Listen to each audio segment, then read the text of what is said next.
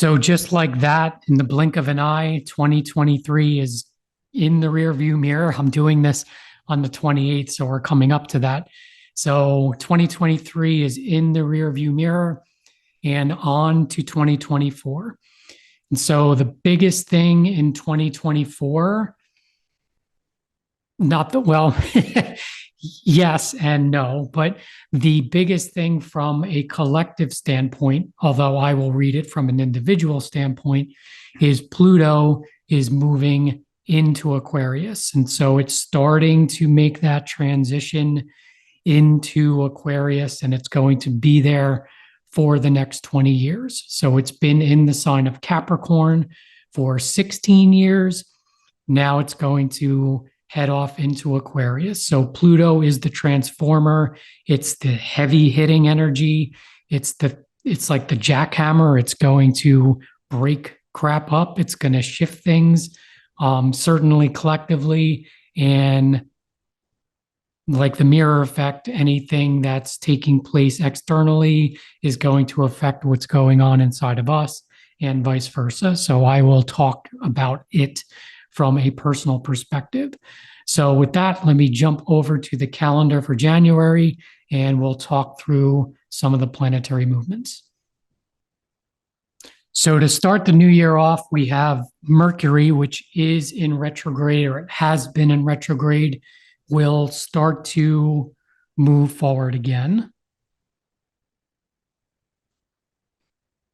So we have that right here. So Mercury starts the year in Sagittarius and it starts to move direct again, and it'll eventually make its way on the 13th, Saturday the 13th, makes its way into the sign of Capricorn.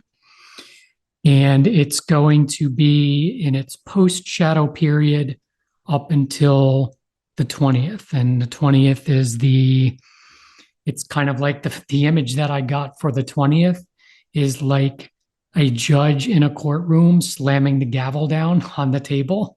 That's the energy I get on January 20th. And I'll talk about that a little bit more. Then we have Mars, symbol of Mars, which is going to head off into Capricorn, coming out of Sagittarius into Capricorn. We have on the 11th, the new moon taking place in the sign of Capricorn. Like I said, we have Mercury heading into Capricorn on the 13th. We have Venus, which is going to be heading into Capricorn on the 23rd. So we have all of this Capricorn energy that's taking place, and I'll talk about that when I go into the other view of this movement. And like I normally do, I will do a reading for the new moon in Capricorn, as well as the full moon in Leo on the 25th. What I really want to talk about here is the 20th of January. So the 20th of January here, we have the sun entering into Aquarius, so coming out of Capricorn season, heading into the sign of Aquarius, and we have Pluto making its way into Aquarius. So the sun and Pluto join to signify this, gavel hitting the table here of all of this Aquarius energy. And then on the 20th, we also have Mercury really fully going direct. So it comes out of its post-shadow period on the 20th as well. So that energy is a seed energy. It is a start. Obviously, it's a start of Aquarius season, but there's this distinct energetic flavoring, and I almost feel it like a quick change, a quick movement, a quick jolt kind of energy, the same experience you would have if a judge whacked the gavel in front of you in a courtroom. You would have that kind of like jarring experience. That can be the energetic expression here. And so, yes, but it's just getting started. So what I mean by that is there could be some kind of a change around the 20th of January for you. It depends. I mean, you can get more information if you look at your natal chart, especially in your natal chart if you have personal planets around the 0 degree mark of Aquarius, that may be a signal that you may feel this more acutely than somebody that does not have personal planets in the early degrees of Aquarius, or does not have an opposition to Leo in the early signs of Leo. And so it depends. If you look at your chart and kind of your evolution and what cycle you're in, there's a lot of factors to it. But just from an overall energetic standpoint, that period here in January is acute, is the word that comes to me. It's like there's a jolt of energy at this period of time. And so Pluto is going to head into Aquarius at some point. I think it's in September. Don't quote me on that. It's going to backtrack. It's going to retrograde back into Capricorn. So it's going to hit on the latter degrees of Capricorn again. I think it may go back to like the 28th degree of Capricorn, or 29. I'm not sure, probably 28. Then it's going to go forward again into Aquarius, and it's going to stay there for good. And so we're going to get in January, all the way through from January through to September, it's like a sneak peek or a preview that's going to show us some of the underlying changes that we can expect moving forward.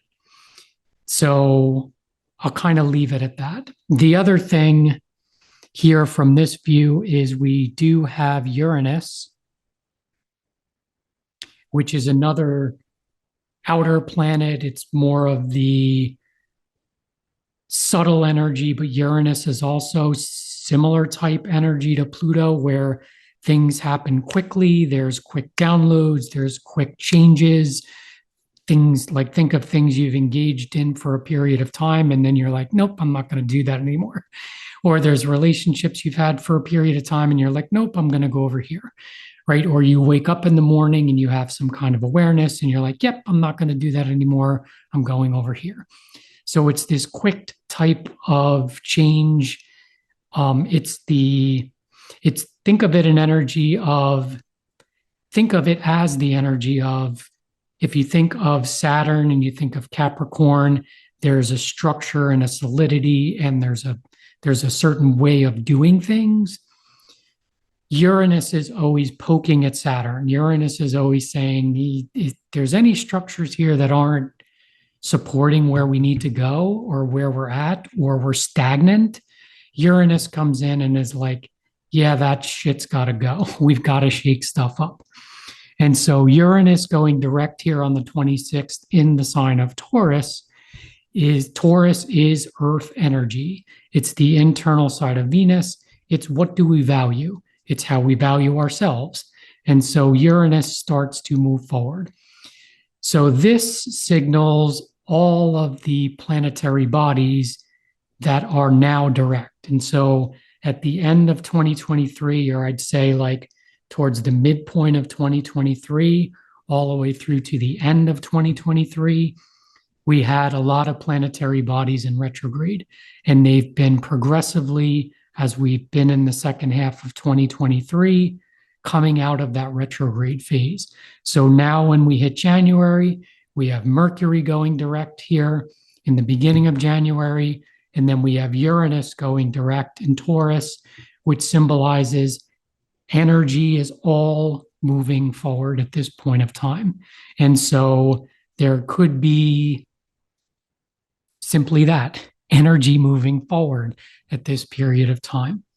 And so I'm going to jump over now to the motion type view, so I can see what other kind of energies are really kind of bring messages forward that will help for the movements here, the energetic flow here in January. So here is the visual representation of the planetary movement here in January. And so you'll notice here all of the personal planets. So we have Venus, we have Mars, we have Mercury, we have the sun. They're all concentrated here. They start the month out in Sagittarius. They're migrating into Capricorn, and the sun is leading the way. It's joining here with Pluto, and then it's taking off into the sign of Aquarius. And so the personal planets like Venus and Mars and Mercury are closer to us, so we feel them more acutely on the daily basis. And so for yourself to get more of an accurate understanding of this, of how this is going to impact you or where your energy is focused, you can look at your chart and see where is Sagittarius, where is Capricorn, where is Aquarius, what houses do they fall in, what personal planets do you have there, do they match up with any of this energy? And so just reading this from the archetype standpoint here and what we can expect in the month of January, Sagittarius is the energy of gaining knowledge, gaining wisdom, intuition, understanding things on a deeper level. It talks about learning things. It talks about being a teacher. It talks about the deeper understanding or deeper knowledge that you gain through life experience. So if you think about it as the sign that comes after Scorpio, Scorpio needs to deeply penetrate and needs to take its energy and blend it with other things, and it has to become viscerally aware of experiences and what's going on in this reality. Sagittarius coming after Scorpio, Sagittarius is the sign where it says, okay, well, now I'm going to take all of that experience that I've had within that Scorpio energy and turn that into wisdom. I'm going to learn from it, and I'm going to understand things for myself and for people around me in society so that there's some type of foundation for me to derive all of my experiences through. So you can think of that, think of it from a religious standpoint where you come in contact with a certain religious belief system, and maybe you are attracted to it and you start to engage in it, and that becomes the basis of your reality. So as you go through life, it's almost like your foundation or the bedrock for all of your life experiences get filtered through the lens of your belief system, which could be religion, right? Just one example, or it could be just a basic feeling or understanding of this is how things are for me and for the collective. And so we have that energy coming into the month of January, and then we have all of this focused energy.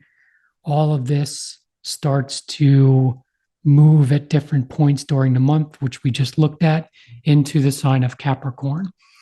So in Capricorn season, or let's talk about it from an archetype perspective, we move from Sagittarius into Capricorn.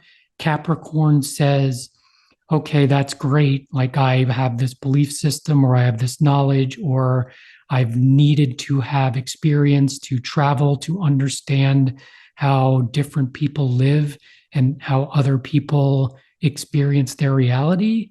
Well, now, how do I take that and how do I actually create a structure for myself? How does this become tangible? Capricorn is an earth sign.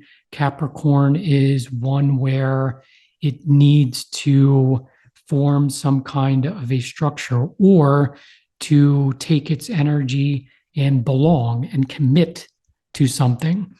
It also definitely contributes to career. And so from a collective standpoint, Capricorn symbolizing career could be a bunch of this, all of these energies, Mars, Mercury, and Venus. You're taking the mind, you're taking Mars, instinctual energy moving outward, you're taking Venus, the things that I value, taking Mars and Venus, relationships, and putting them into Capricorn. The word that keeps popping in my mind here is making a commitment. And so for all of you, it's going to be different in terms of what you're committing to. It could be a belief that you just had where you're committing to that belief system, or you're committing to It could be as simple as I'm changing my career, Capricorn, or it could be that I'm removing myself from my career because now I understand things, Sagittarius, differently than I had before. So now I'm creating a new structure where I'm going off and doing my own thing. Capricorn can be related to an authority figure or a boss or somebody where you maybe step into a leadership role or you come upon somebody that has some type of knowledge where you're like, okay, I understand, or you connect with that person and maybe there's a bond that gets created, or you understand how to create a structure in terms of things that you have, like you've gathered a bunch of information and maybe you've put some things in place, but you haven't really created a working structure. So maybe there's an opportunity through a relationship, Mars and Venus, to create a structure, learn how to create a structure, or show others how to create a structure can be part of this energy. And then we move into the latter part of the month as the sun forms that conjunction with Pluto on the 20th of January, and the sun starts making its way into Aquarius. Aquarius energy is modernly ruled by Uranus, which is going direct here in this month too, which is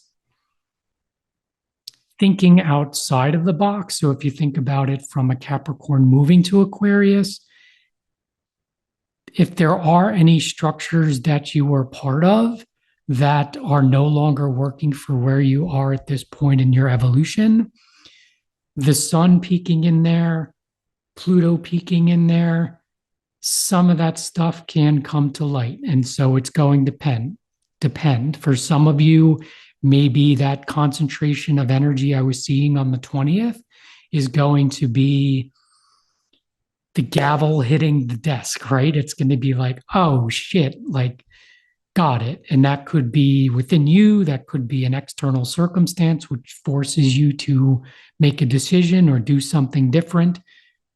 Uranus, Aquarius, I need to make a quick change, or something happens externally which forces me to make a change. And so that's the energy here towards the end of January is, how can I, if I'm creating this new structure or I've committed to something here in January, or my focus has been on something that I wanted to create a structure for, the Aquarius energy is almost like, I want you to be able to take that structure or take what you've been doing or working on, and I want you to be able to contribute it to a cause. And again, that cause is going to be different. But if you think of Aquarius from an astrological perspective, it represents the 11th house. It represents groups and associations. But the overarching energy is, how can I contribute to society in a meaningful way?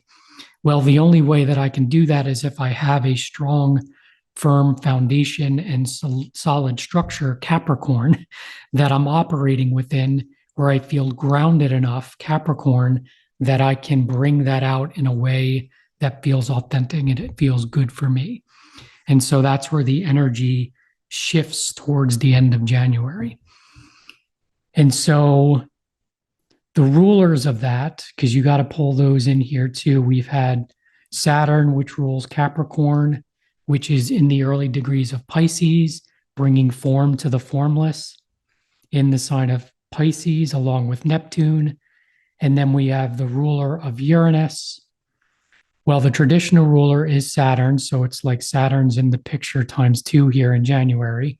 And then we have the modern ruler of Uranus, which is going direct in the sign of Taurus, which is how you support yourself. Again, it's earth energy. And so it could literally be things to do with, I'm actually getting this from a more personal standpoint, but I think it's applicable to the collective.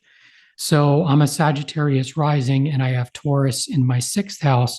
And so the sixth house has to do with the daily routine. It has to do with taking care of your physical being. It has to do with your exercise habits. It has to do with your food intake and what kind of food you're taking in.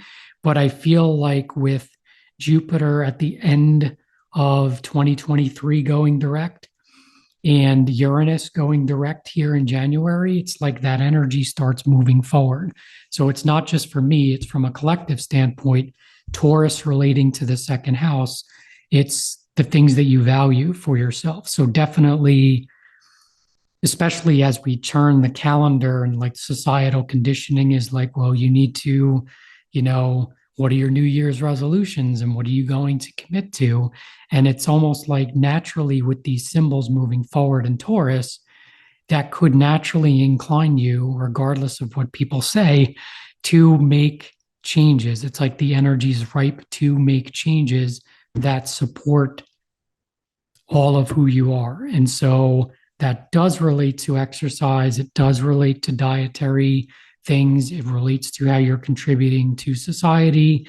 It relates to how you're relating to other people, what people are in your life, what environments are you a part of, what music do you listen to, what type of information are you taking in.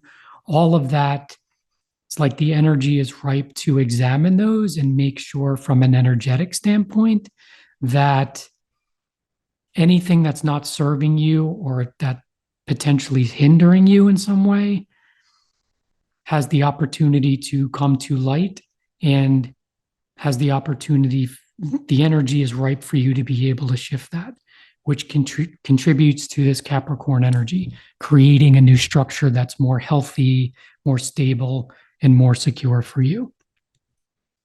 And then the last thing with Saturn in the mix here for both of these, right? It's the traditional ruler of Aquarius, the modern ruler. Sorry, let's get this right. Saturn is the ruler of Capricorn, but it's also the traditional ruler of Aquarius. And so it's ruling both of those signs, which all of this energy is focused in. And with Saturn being in Pisces, Saturn is like, it's time to get real. It's time to create some type of a form or a structure, especially with Saturn being in Pisces. I already spoke about this in my last reading, is it's a really good grounding energy for Neptune in Pisces, which Neptune in Pisces is really good for getting in touch with the energetic side of you, the higher self side of you, the spiritual side of you. It's really good for that. But Saturn comes in and it's like you can't stay there, right? You can't stay up in the ethers, or you can't be unrealistic. It's like, how do we create some kind of structure from this? And that's just one example.